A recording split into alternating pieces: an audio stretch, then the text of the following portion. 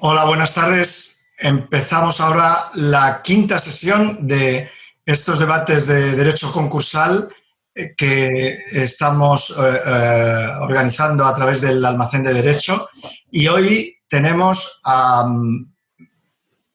Purificación Martorell y a Marta Flores, que son dos grandes expertas en derecho concursal, una desde la judicatura y otra desde la academia.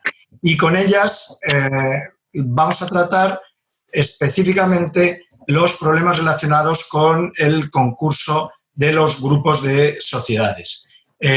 Vamos a empezar directamente, porque a ninguna de las dos le gustan las presentaciones demasiado largas, y seguro que todos los que se conecten a esta sesión conocen a las dos.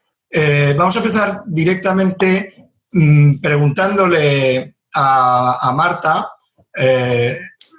Flores si puede hablarse en puridad de un concurso de grupo, o esto es una expresión, digamos, no estrictamente jurídica o legislativa. Sí, gracias, Jesús.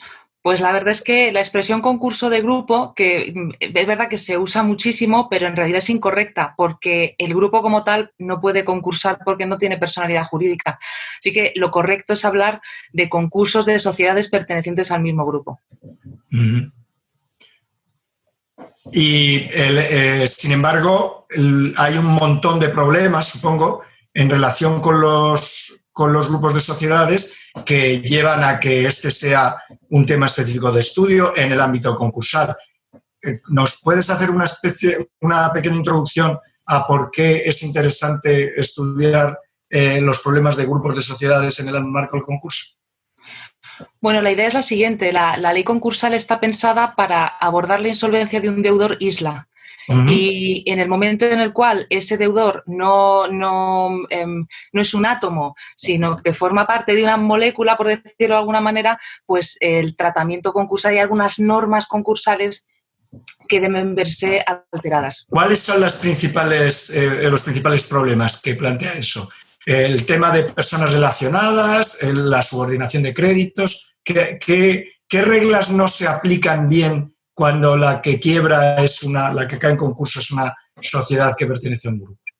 Pues aquí varias cuestiones. Tenemos, por un lado, cuestiones estrictamente procesales, como por ejemplo que sea el mismo juez el que conoce los distintos concursos, la posibilidad de nombrar una administración concursal común, una salida coordinada de la crisis si salimos mediante convenio, y luego están normas especiales, como dices, en materia de subordinación, de reintegración, la consideración de otras sociedades del grupo como personas especialmente relacionadas, etcétera, etcétera. Y luego, por supuesto, está el tratamiento preconcursal, que luego hablaremos un poquito de ello. Vale, que en el tratamiento preconcursal ahí tiene más sentido que se trate la situación financiera de todo el grupo conjuntamente, ¿no? Sí, y ya veremos si las soluciones que brinda la ley concursal son óptimas o no. Muy bien, pues pasamos a Purificación. Pura, ¿qué concepto de grupo de sociedades se identifica en la jurisprudencia como el más adecuado a los efectos de la ley concursal? Bien, en primer lugar, para daros las gracias por habernos invitado a participar en esta sesión. Y para mí es una primera experiencia y, por tanto, ruego que me disculpéis si no me adapto bien a este nuevo mecanismo. Para poder definir el concepto de grupo de sociedades me he ido a la extracción de situaciones que aparecen de alguna manera identificadas en las resoluciones de la Sala Primera del Tribunal Supremo. Y bueno, hemos de ir evidentemente también a la remisión que se hace en la propia legislación al artículo 42.1 del Código de Comercio. Por tanto, ese va a ser uno de los elementos que nos va a permitir establecer qué entendemos por grupo de sociedades a los efectos de la ley concursal. Para mí lo que tiene mayor importancia, según resulta de esas resoluciones de la Sala Primera del Tribunal Supremo, es la existencia actual o potencial de un control directo o indirecto, el que debamos acudir en cada situación en concreto a las presunciones que resultan del propio artículo 42.1 del Código de Comercio para identificar la situación jerárquica del grupo, que es la que se contempla a los efectos de la ley concursal, prescindiendo, por tanto, de los supuestos de concursos horizontales o coordinados, y evidentemente ya luego tendríamos que ir a la búsqueda de los elementos del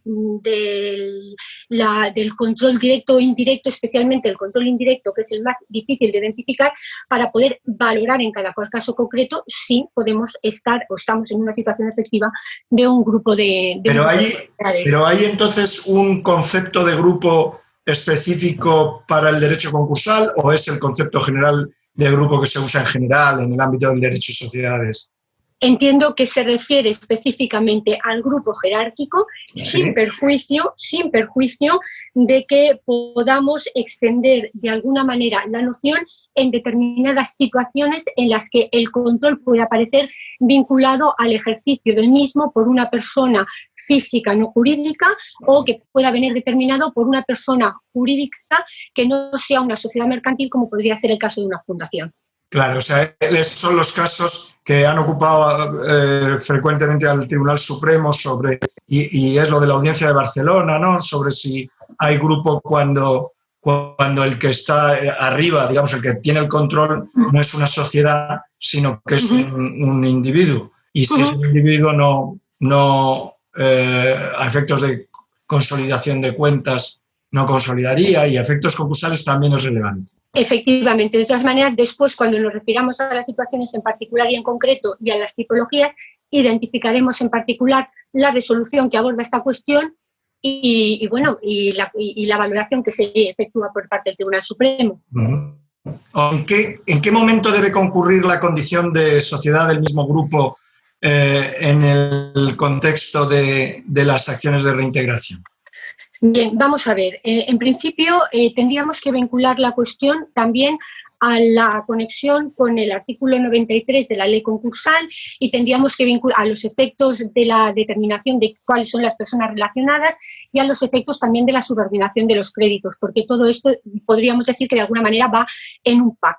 A partir de esa relación entre relación o vínculo entre subordinación de créditos y en lo que se referiría a las acciones de reintegración, tendríamos en principio dos opciones. Podríamos valorar si es en el momento en el que surge el acto jurídico o si es en el momento en el que se declara el concurso de acreedores. Vale. Pues bien, la situación... Por ejemplo, si se tiene que deshacer...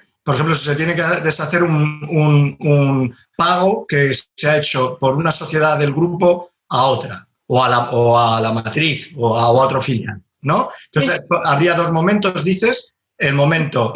Se discute jurisprudencialmente cuál de los momentos deberíamos de valorar. Si es aquel en el que se realiza el acto o si, por el contrario, es aquel en el que se verifica la declaración del concurso, para valorar en qué momento existe el grupo de sociedades. Vale. Pues bien, el Tribunal Supremo lo resuelve claramente en una sentencia de 4 de marzo del 2016, que hace referencia al momento en el que se produce, en concreto respecto de las acciones de reintegración, el acto de disposición que está bajo, digamos, sospecha. Esa sería la cuestión, o la decisión de la Sala Primera. Vale.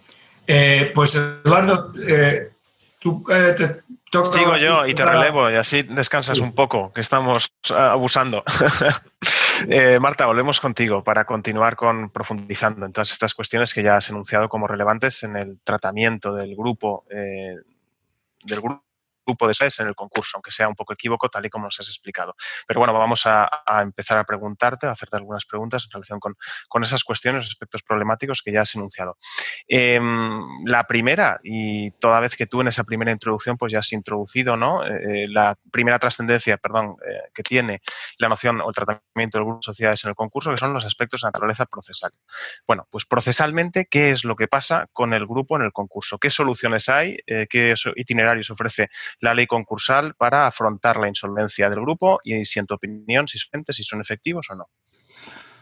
Pues, a ver, desde un punto de vista estrictamente teórico, podríamos identificar 3 grandes modelos de tratamiento del grupo en el concurso. Un primer modelo, que sería el que se basa en el principio de separación, que consiste en, oye, existe un grupo, pero hacemos como si no existiera.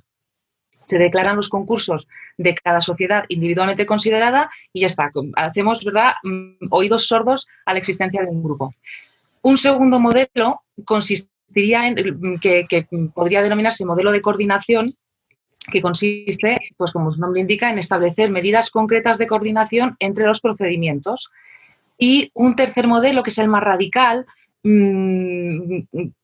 importado de Estados Unidos, que es el llamado modelo de la consolidación sustantiva.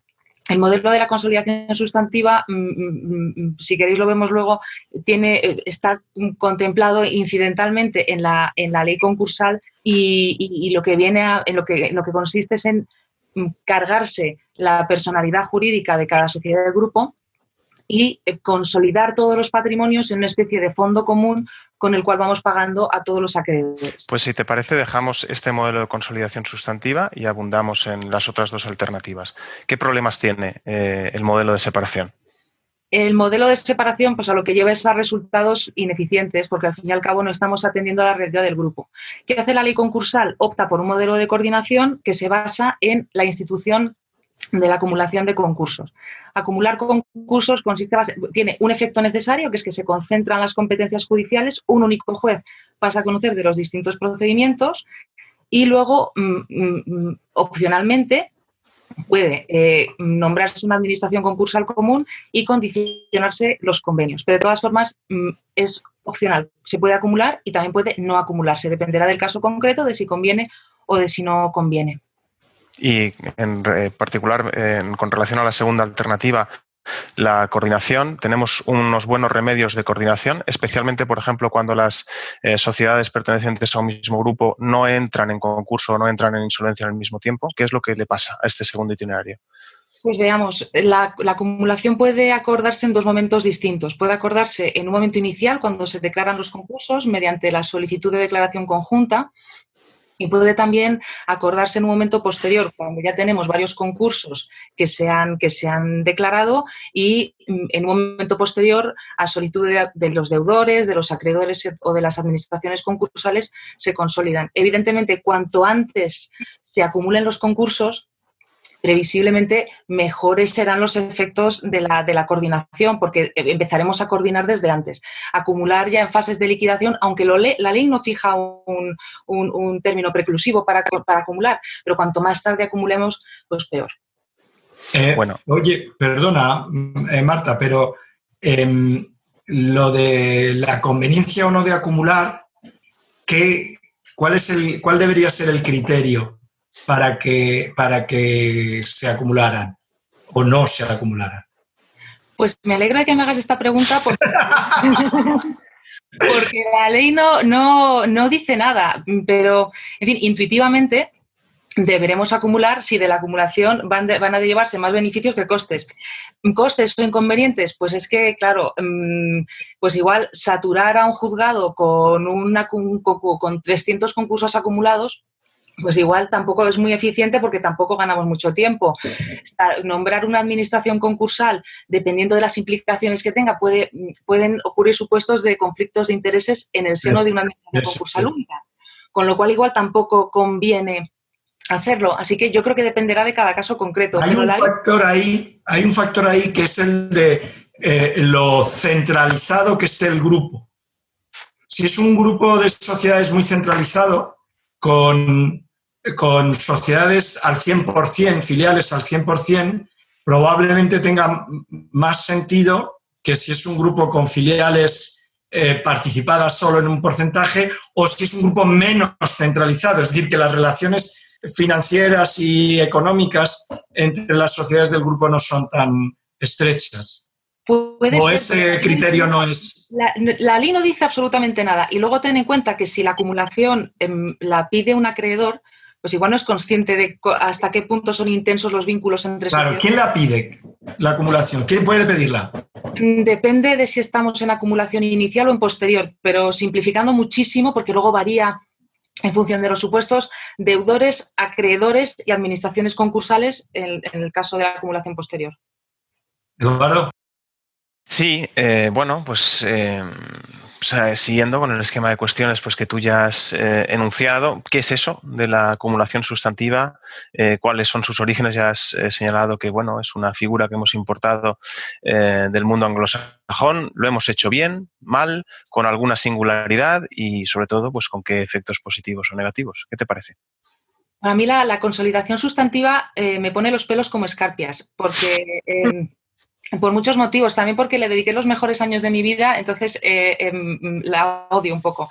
Pero vamos a ver, la consolidación, como os decía antes, supone, o sea, no respeta para nada los principios de personalidad jurídica separada, de responsabilidad limitada de las sociedades, también atenta contra las expectativas de los acreedores, supone un montón de problemas y es una medida gravísima. La ley concursal lo que hace es preverla para un caso muy concreto que podríamos considerar de confusión patrimonial cualificada. Cuando los patrimonios de varios deudores están tan confundidos que deslindarlos supondría un gasto o una demora injustificados, entonces podemos consolidar. También tener Eso, en cuenta Marta, ese sería el caso de un grupo o es de facto solo, no de jure. Claro, es de facto y además, ojo, porque la consolidación, la ley la prevé para confusión de patrimonios, sea de socio, de cónyuge, o sea, que no es una medida específica para grupos. Pero ¿tiene un cierto sentido sancionador? En absoluto, en absoluto. No se contempla ningún tipo de elemento subjetivo, no es necesario que haya fraude y tampoco se contempla como sanción. Yo creo que es más una medida de agilización del procedimiento, una medida pues funcional. Vamos a facilitar las cosas, vamos a hacerlo rápido. Si hay una confusión agravada, consolidamos. Lo que pasa es que, claro, con unos efectos dramáticos. ¿Cuál es? Pues eso, que nos cargamos la personalidad jurídica, que al fin y al cabo estamos atentando contra expectativas de cobro de los acreedores, porque a la hora de contratar con una sociedad, yo he atendido a un cierto nivel claro, y eso se lo cargas con la consolidación. Y si me dejáis dos cositas más sobre la consolidación, es que en la ley concursal, en la versión vigente hoy en día, no está claro que se pueda consolidar, porque la ley habla de consolidar inventarios y listas de acreedores. Una fórmula ahí un poco críptica que ha llevado a parte de la doctrina a entender que no existe consolidación como tal en España, sino que se puede hacer una especie de consolidación contable que luego se desconsolida, una cosa muy rara. Pero el Supremo ha confirmado que efectivamente existe una consolidación sustantiva en España y el texto refundido, por cierto, lo aclara porque habla ya de consolidación de masas. Así que ya no hay. Muy bien, Eduardo. Bueno, ¿y qué le pasa al grupo de sociedades antes de todo esto? ¿Qué le pasa al grupo de sociedades antes del concurso? ¿Cómo afronta o puede afrontar, mejor dicho, y también en este momento de transición de la legislación concursal vigente ahora con la legislación que nos viene y entre medias la legislación del estado de alarma excepcional? ¿Qué es lo que le pasa al grupo de sociedades con los mecanismos preconcursales? Bueno, aquí voy a distinguir lo que dice la ley concursal y lo que dice el texto refundido. En la ley concursal, de todo el elenco de medidas preconcursales, solo una está prevista para grupos, que son los acuerdos colectivos del 71 bis 1. Y ahí lo que se hace es establecer una serie de normas concretas para cuando el acuerdo es único para varias sociedades del grupo. Básicamente, se establece... las mayorías del pasivo tienen que computarse, tienen que concurrir tanto de forma individual como de forma consolidada. O sea, que tienen que votar a favor del acuerdo la mayoría de los acreedores de todas y cada una de las sociedades del grupo. De cada sociedad y luego también a nivel grupal, efectivamente. Vale. También se excluyen los créditos intragrupo de este cómputo Y luego hay una serie de medidas procedimentales, que la certificación del auditor sobre la suficiencia del pasivo puede ser única, que el informe del experto independiente sobre la viabilidad también puede ser único, etc. O sea que ahí las sociedades del grupo que sean acreedoras de otras sociedades, ni voz ni voto. ¿No? Y el cómputo naturalmente es por cuantía del crédito, o sea, no por cabezas ni por nada de eso. Claro, ahí ya depende si es por importe del crédito. Ahí ya, en el caso de los acuerdos colectivos, estamos hablando de todos los pasivos, y en el caso de los acuerdos homologados, solo de pasivo financiero, pero sí. Vale. Pues, como os decía, en la ley concursal solo los acuerdos colectivos tienen una regulación de grupo. Y esto es curioso porque hace unos años, en el seno de un proyecto europeo, tuvimos iba a decir el placer o el honor, pero la verdad es que fue una tortura. Tuvimos que leer todos los acuerdos de refinanciación que se habían homologado en España hasta la fecha, unos 250, y descubrimos que el 40% eran acuerdos de grupo. Cosa curiosa, porque la homologación de acuerdos de grupo no está prevista. Y, sin embargo, casi la mitad eran acuerdos de grupo. ¿Qué hace el texto refundido? El texto refundido aclara que caben los acuerdos homologados de grupo, pero no extiende otras medidas preconcursales a los grupos. Por ejemplo, el 5 bis o la comunicación de apertura de negociaciones no dice nada, ni tampoco para los demás. Entonces, ¿qué tienen que hacer? ¿Una notificación por cada sociedad del grupo? La mayoría de quienes han escrito sobre esto dicen que cabe un 5 bis conjunto. Conjunto, ¿no? Vale. Oye, Marta, ¿y qué pasa con la situación del grupo en la regulación del estado de alarma? ¿Qué aspectos pueden tener incidencia en la situación del grupo de esta regulación? Por ejemplo, pues no sé, en el ámbito de la nueva financiación que se aporte. En el tema del dinero nuevo, el estado de alarma ha introducido una norma que a mí me parece que tendría que quedarse para siempre, y es que no se castiga al dinero nuevo que proviene de otras sociedades del grupo. La regla general en materia de dinero nuevo, como sabéis, es que se privilegia. Una parte es crédito contra la masa, la otra parte es crédito con privilegio general, con una excepción, cuando ese dinero nuevo lo aporta una persona especialmente relacionada con el deudor. Es decir, se castiga, se desincentiva que el dinero nuevo venga, en nuestro caso, de otra sociedad del grupo. Esto, pues, mucho sentido no tiene, porque quienes más propensos van a estar a meter más dinero en un grupo insolvente son sociedades solventes del mismo grupo. Pues bien, en el Real Decreto 16/2020 hay una norma específica que dice que no se subordinará el dinero nuevo que haya aportado una persona especialmente relacionada. Así que esta norma ojalá se quedase. Ojalá. Pero habría que modificar el texto refundido. Sí, claro, pero el texto refundido va a haber que cambiarlo igual para adaptarlo a la directiva. Ya, eso ya nos lo han contado ya varias veces.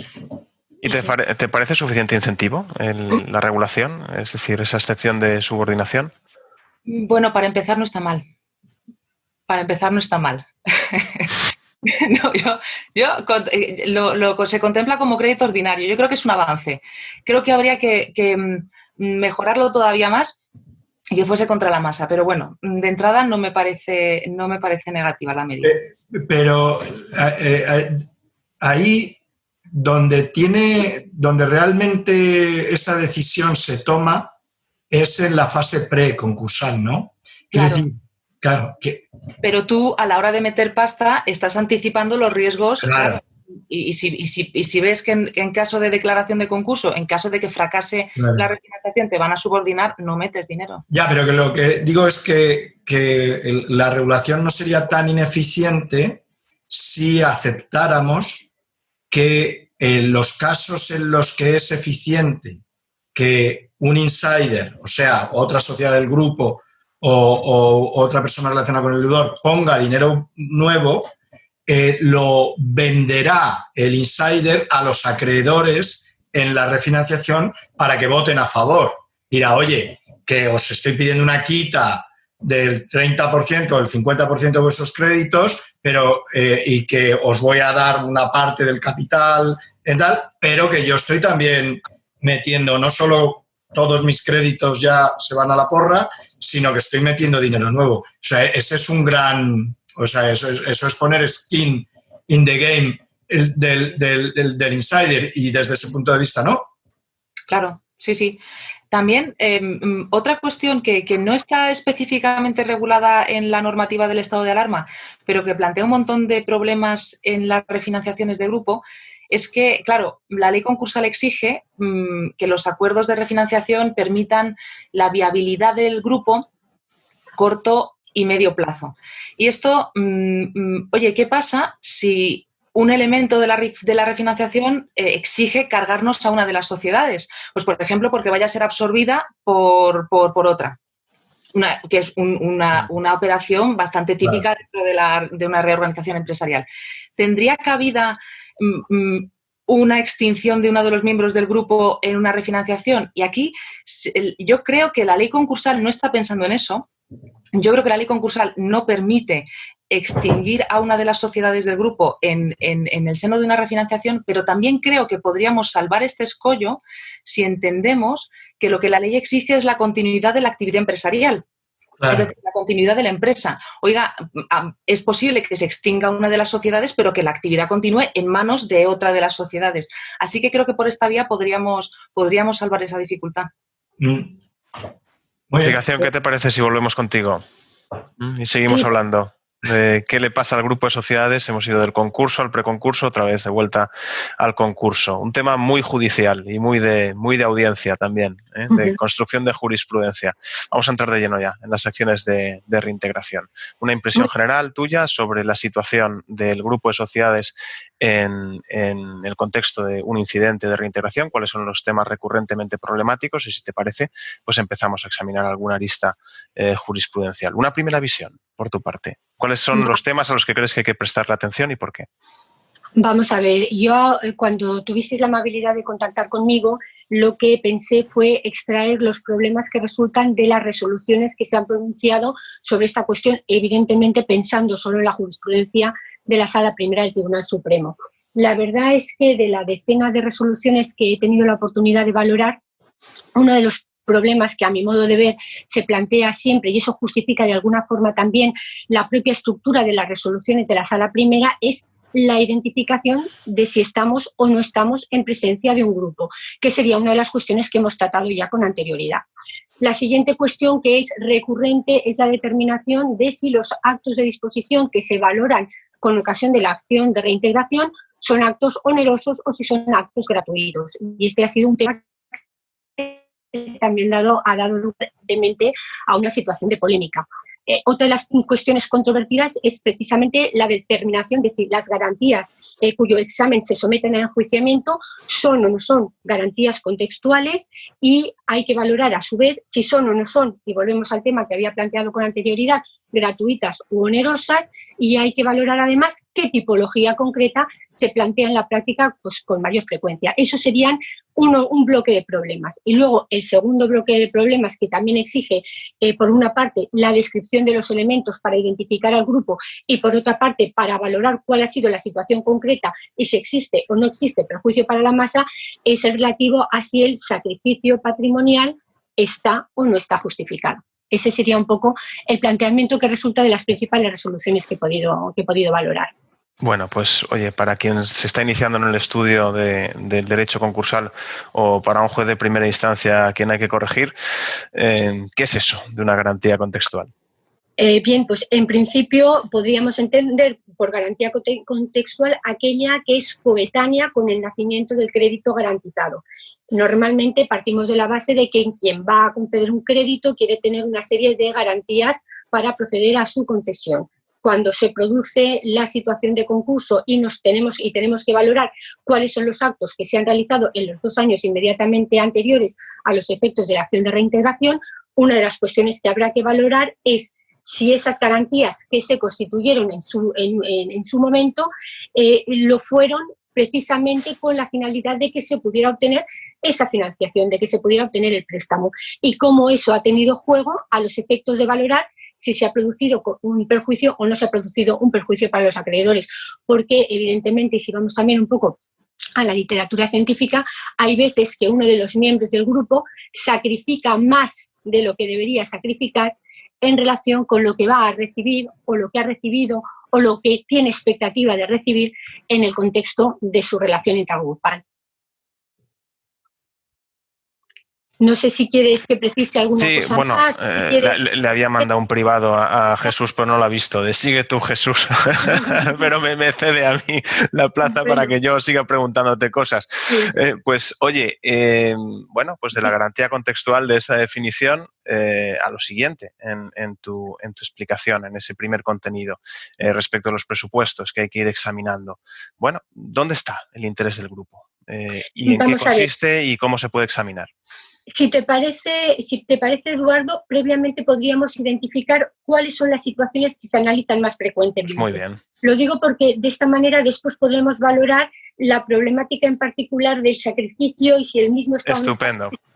Porque hay veces que, claro, las situaciones blancas y las situaciones negras no ofrecen ninguna dificultad. Si tenemos claro que no hay grupo, si tenemos clarísimo que hay grupo, pues la cosa es, digamos, lo mismo pasa con la situación del control, si en función de los matices grises vamos a ver las zonas de dificultad. Por eso yo creo que es importante el que veamos qué tipo de situaciones ha analizado la Sala Primera del Tribunal Supremo y luego valoramos si ha habido o no ha habido un sacrificio injustificado. Bien, como os decía, de todas maneras os ofrezco para después poder incorporarlo en su caso para los escuchantes una presentación con las resoluciones y con los extractos donde podrán encontrar fácilmente los puntos que bueno, pues que de alguna manera estamos debatiendo. De las resoluciones de la Sala Primera del Tribunal Supremo, por ejemplo, se identifican como situaciones concretas la problemática del pago por un tercero de deuda existente, porque en este caso lo que va a decir el Tribunal Supremo es que no se trata de un pago indebido.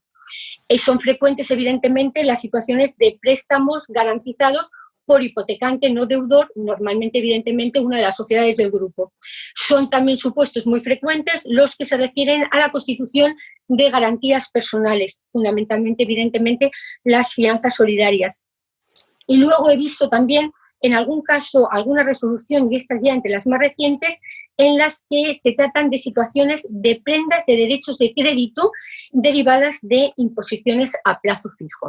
Esas serían un poco fundamentalmente las situaciones que se van identificando. Incluso, y si hay oportunidad después lo volveremos a retomar, en un auto de la Sala Primera del Tribunal Supremo, con ocasión de la inadmisión de un recurso de casación, se hace referencia al caso del pago de una cuota de alquiler por importe ni más ni menos que de 410.000 euros, con la finalidad, evidentemente, de anticipar rentas. Y esto es lo que se va a valorar después en el ámbito de la acción de reintegración. El segundo punto, la pregunta que tú me habías formulado, la relación entre el interés del grupo y el sacrificio patrimonial. Pues bueno, yo creo que lo primero que se impone cuando lo estamos valorando desde la perspectiva del operador práctico es valorar si estamos ante una situación, ante un acto de disposición gratuito, de lo que es el actual 71.2 de la ley concursal y sería el 227 del texto refundido, porque en este caso no tenemos mayor problema, estaríamos en una zona clara de presunción de perjuicio iuris et de iure. El problema viene cuando tenemos la calificación del acto como oneroso. Y entonces lo que tenemos que valorar es si se ha producido... Pero, Pura, en unas relaciones entre empresas nadie da una garantía a favor de otro con ánimo de liberalidad. Evidentemente. Grupo, ¿no?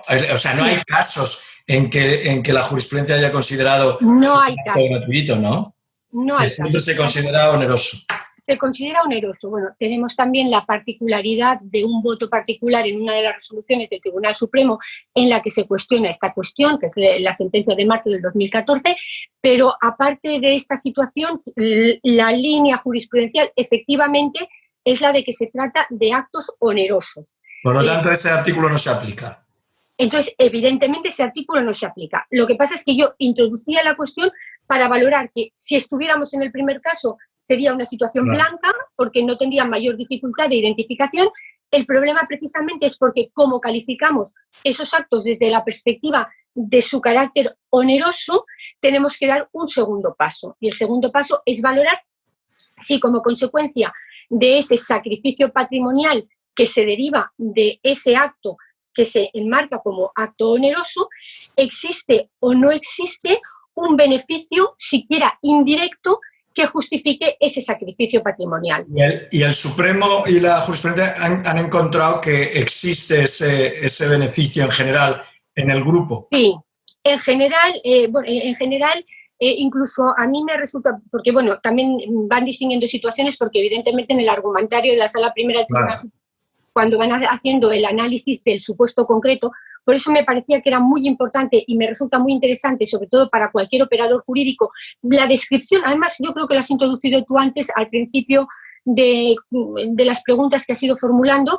Es muy importante la identificación de las cuotas de participación, de los elementos, digamos, de ejercicio del poder, de cómo influyen unos en otros, y esa descripción es muy importante trasladarla en la demanda, en el ejercicio de la acción de reintegración y también en la resolución de los tribunales, tanto en la instancia como en la apelación con la casación, porque es lo que nos permite valorar ese elemento, digamos, tan sutil como es el tema de si ha habido o no un beneficio indirecto.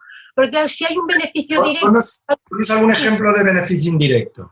Pues en que el Supremo o las audiencias se han encontrado que la filial que ha prestado, por ejemplo, una garantía hipotecaria a favor de otra filial se ha beneficiado indirectamente.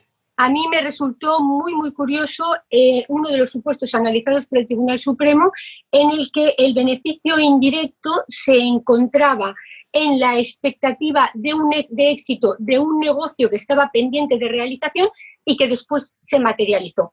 Porque me parece que, en principio, a los efectos de la valoración es un elemento, como digamos, muy etéreo, sí, que podrían estar vendiéndonos humo. Pero me pareció curioso.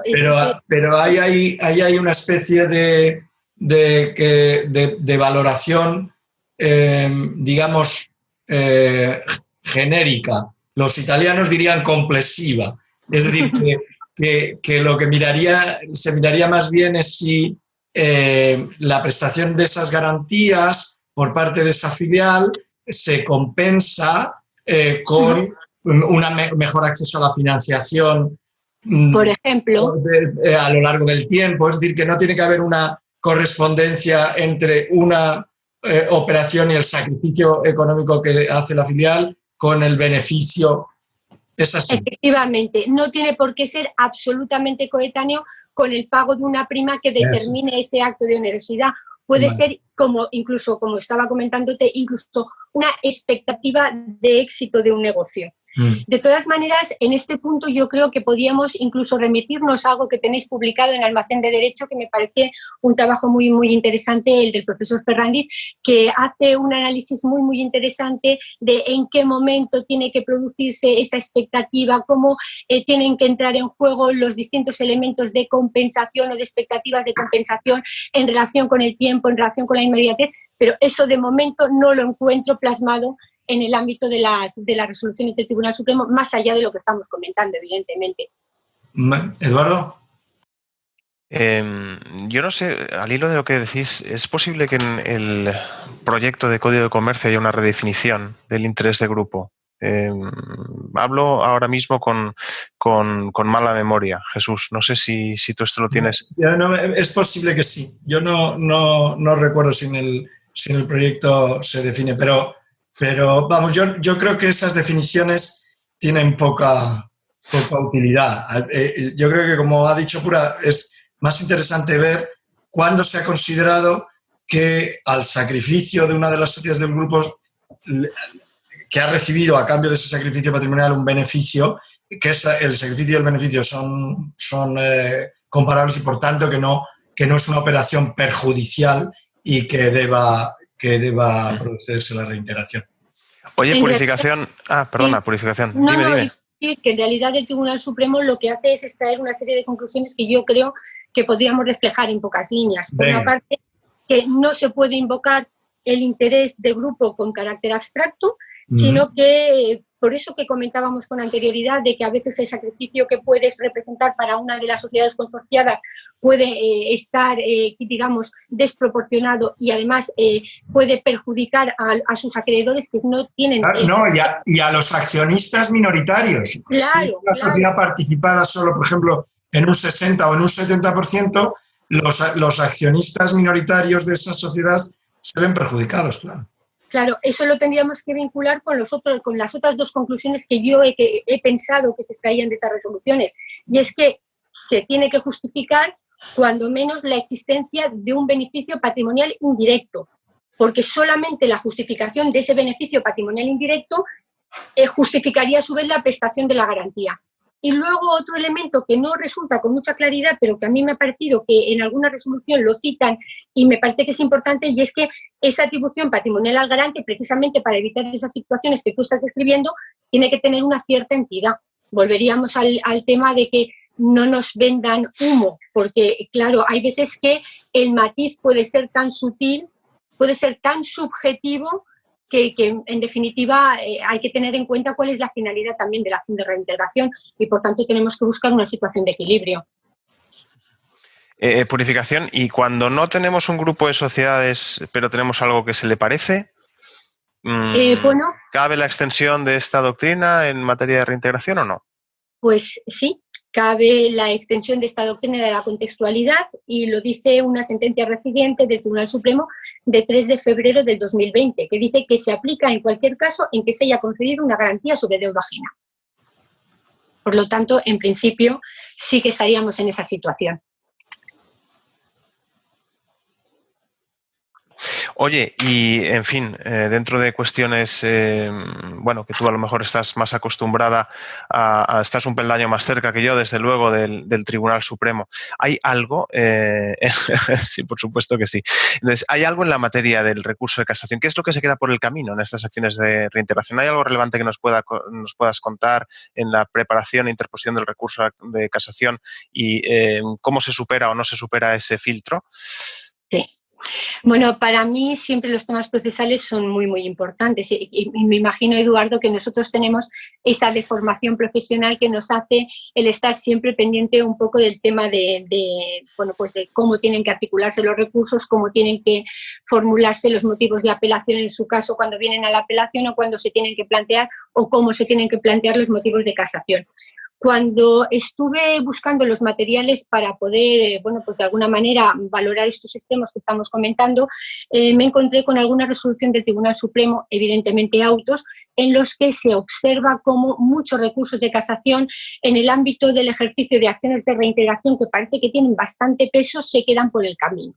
Y se quedan por el camino pues porque suele ocurrir no solo en esta materia, sino en general, porque en muchas ocasiones los profesionales no tienen en cuenta que la presentación del recurso de casación tiene aspectos especialmente técnicos que siempre y en cualquier caso se tienen que observar. Normalmente, el motivo por el que se excluye la admisión del recurso de casación viene vinculado a dos elementos fundamentalmente. A los casos en los que se hace supuesto de la cuestión, y esto es muy importante y retomaría de alguna manera uno de los temas que hemos estado comentando con Jesús, cómo es muy importante el análisis del caso concreto y cómo es muy importante valorar qué hechos probados ha declarado el juez de la instancia y qué hechos probados ha consolidado la audiencia provincial, porque el recurso no se puede articular, el recurso de casación me refiero, sobre los hechos que el profesional considera probados, sino sobre la discusión sobre los hechos probados que han sido declarados en las resoluciones. Eso está muy bien, Pura, lo de los hechos, que todo el mundo tiene derecho a sus propios hechos y el recurrente también. Y claro, llega al Supremo y en el auto le dicen, mire usted, claro, eso no es lo que dice la sentencia. Los hechos que usted escribe en el recurso no son los que declara aprobados la audiencia o el juzgado de primera instancia.